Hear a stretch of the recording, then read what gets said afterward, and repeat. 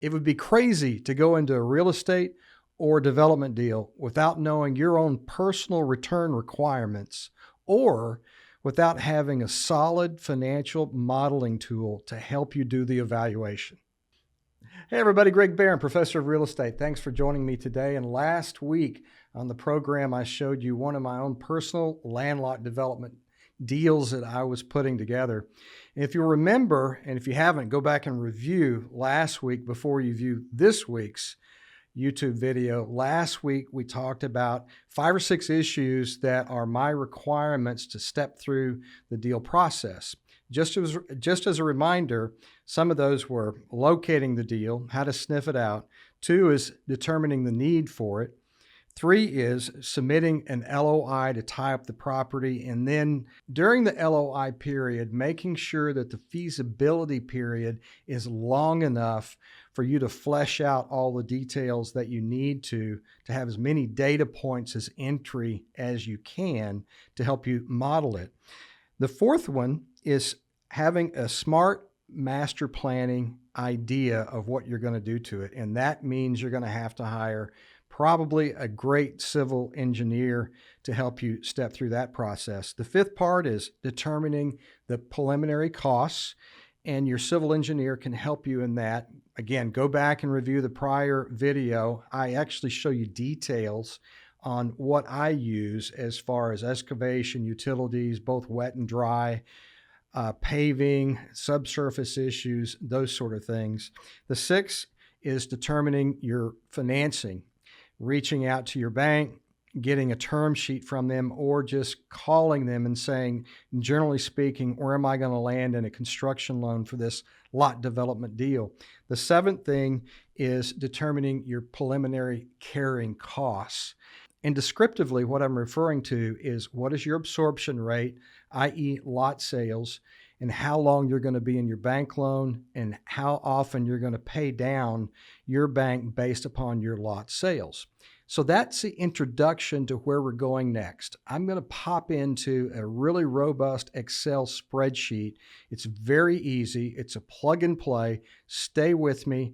I'm actually going to model this for you, and I'm going to show you if it meets my particular internal rate of return and equity multiple requirements for my investors and for me as a developer.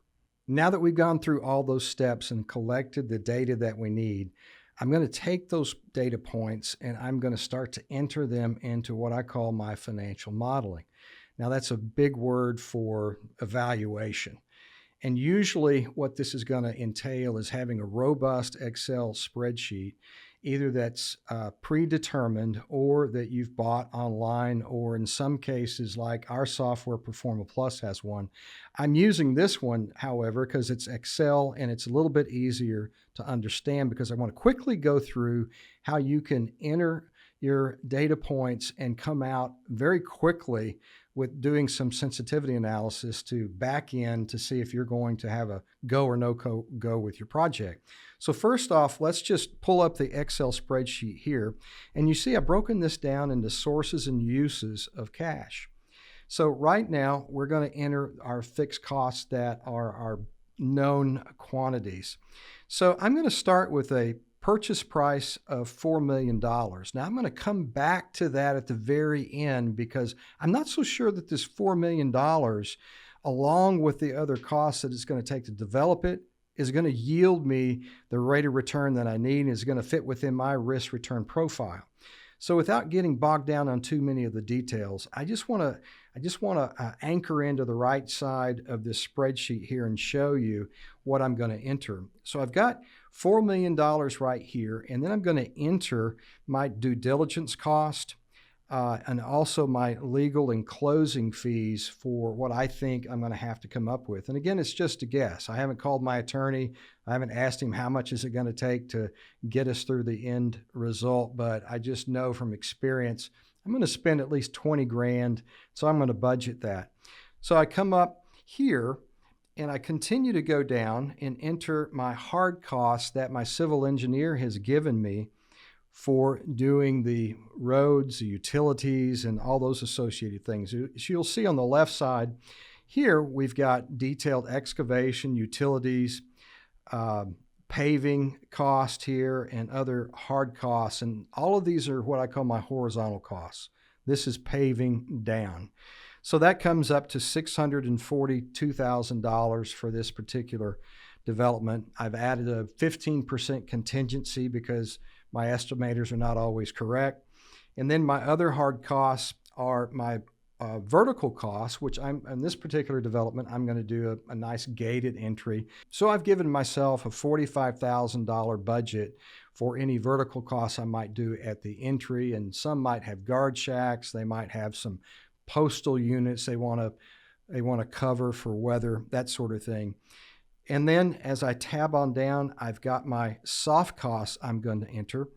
Here, I've got my engineering, my platting fees, my property taxes during the course of the project. Again, they're all estimates at this point, except my engineering fee, which I got a bid on. I've even got CM, or construction management and development fee, in there. Well, actually, I don't on this one. But if we add, let me just add $150,000.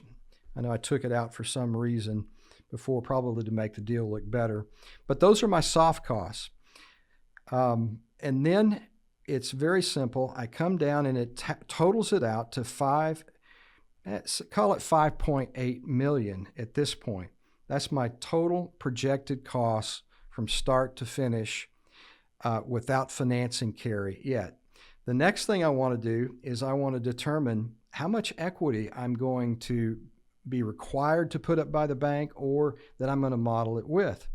And in this particular situation, I'm going to assume that I'm going to come up with 60% debt, and that means that I'm going to have to come up with 40% equity. So right over here, you can see that debt will be right around $3.2 million, and my equity total is going to be right at $2 million. So roughly 5.28 is my all-in cost for development. So now that I've got all that plugged in, I know that from my prior example, and we'll put the prior example up as I'm speaking, you'll know that we've got 21 lots to sell. So I have to determine my price points on my lots. And I've done that by my demographic survey of the surrounding areas. I pretty well know what those lots are going to go for from history, and from also doing some due diligence on Zillow and other things that are for sale within the immediate area. So this is my sale cash flow at this point. So if you remember, this is partially on a lake, partially surrounding a golf course. So I've got canal lots on the lake, and I've also got golf course lots. So here is where I put in my sales estimates on my lots. And as you see over here, I've got a total of 21. My canal lots are going for roughly $550,000 to $650,000. They're pretty pricey. My golf course lots, anywhere from $125,000 if I don't have any actual fairway access, up to $225,000. So my total lot sales at the end of the day is right around $6.1 million. Now, I also assume that I'm going to have some selling costs included. Some we're going to sell ourselves, and some broker realtors might bring to us. So I'm going to add 3% for selling costs, which is another $184,000. Now, the next thing I want to talk to you about is absorption. It's a big word in lot sales. That really means how many lots am I going to sell, and what time frame it's going to take to sell those. This is really not a science. This is a predictive guess. The one thing that I don't want to do is be too optimistic. Serving on a bank board, I can tell you I've seen hundreds, if not 1,000 or more of these deals. And I can tell you most of the time, developers are very optimistic in their sales. So I'm going to be less optimistic, more conservative. And then what I'm going to do is forecast over here to the right. If we'll just tab over, you'll see right here that I have manually input all of the lot sales over a 3-year period. So I am assuming that over the course of 3 years on this particular development, I'm going to sell all of my lots at the price points that I have input. So you'll see at the end of the day, if I achieve my sales quota, if I achieve my absorption rate the way that I've planned, I'll come out with right around $6 million of total revenue. Now, I haven't yet talked about financing costs. So let's go back up to financing because I want to talk about buy down and rate. Now, as I move back up to my debt assumption, you can see that, as I previously stated, I've got 60% debt and 40% equity. But as I move over here, I'm able to enter in an interest rate in this particular Excel model. So I'm going to plug in a whopping 8% rate for my construction term. Now, it might be 9. By the time it funds, it might be 7.75. If this is 2024, I don't think it's going to be less than 8 at this point in time. So conservatively speaking, I'm going to plug 8 in. The other thing that the bank's going to want to know is how much of your lot sales are going to go towards the buy down of that construction loan. So right here, I have the opportunity as a percent of each sale to pay down the loan. I'm going to use 90% of every sale to pay down the loan. I want to get out of that loan as quickly as possible. I want to stop the interest carry, and I want to know where is my break even on that, and I want to start returning every dollar I can without construction interest to my investors and to myself. So luckily, you'll see that this Excel system figures that all out for you. If we scroll over to the right, you'll see that I have interest carry also throughout the term, and it calculates to the point of 0 how much of each lot sale is going to contribute to buying down my construction loan. So the very last thing I want to do, since I'm going to have investors and I'm going to invest my own money and do most of the hard ground to plow, so to speak, is I'm going to determine what percentage is the sponsor and what percentage is the investor. And that's a word called promote. Now, it could be that if we're both putting in 50-50, we're going to split it 50-50. But in this case, in a lot of cases, I'm going to have a little more promote for doing more work. So this system allows me, as you'll see, to enter in a 30% promote at an 8% preferred to my investors first. That means that I want to pay them 8% preferred prior to me getting my promote on the back end. I want my investors to do well. But then I'm going to take an extra 30%. And again, at this point, I'm just modeling. So it's just figures on paper.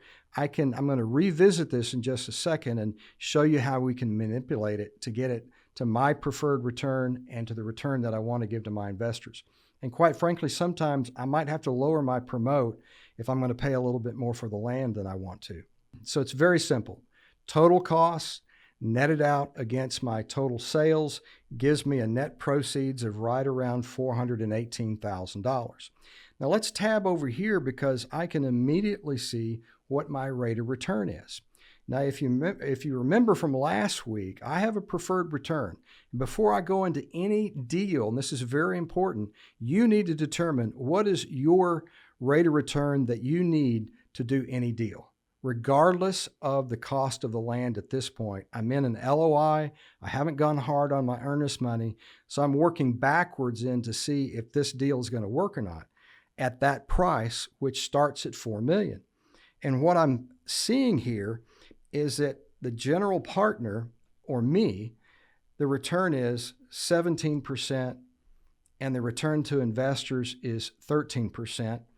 And my equity multiple to my investors is 1.17, and to me, it's 1.24.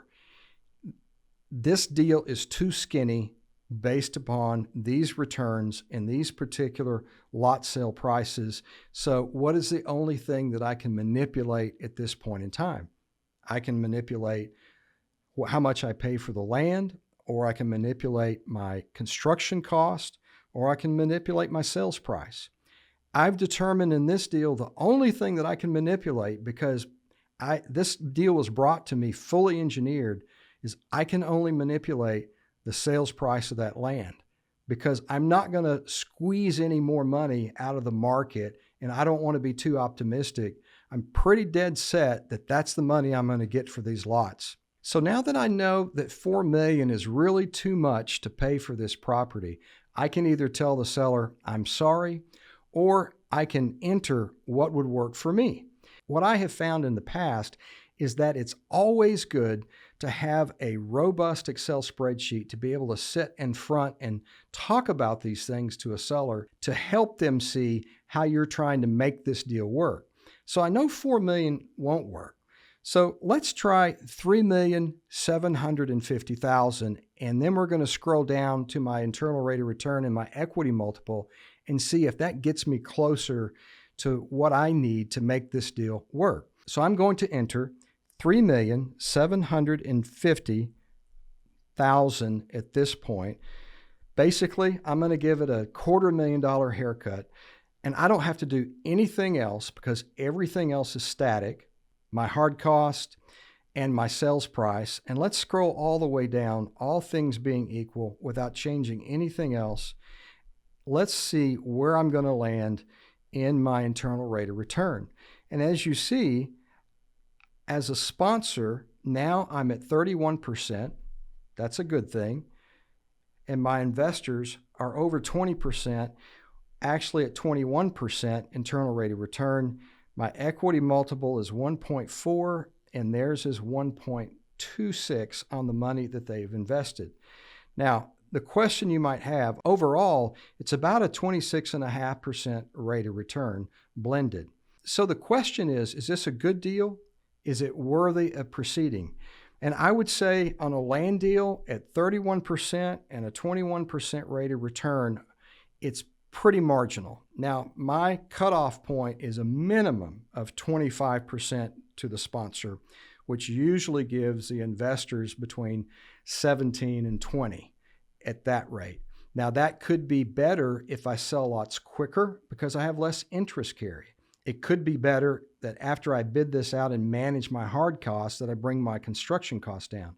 But as it stands right now, I would take this project back to the seller and I would go, look, I can't do this at 4. Let me show you why, but I can offer you somewhere in the 3.7 to 3.75 range to make my numbers work. Now, 2 things I want to tell you about as we tie a bow on the rest of this is, number one, nobody likes to go back to retrade. Your brokers and realtors hate it, your sellers hate it, and I really don't like to do it. But if it's not going to work, I'm going to make my best effort to show them how it would work, but I'm going to have to come down on my price.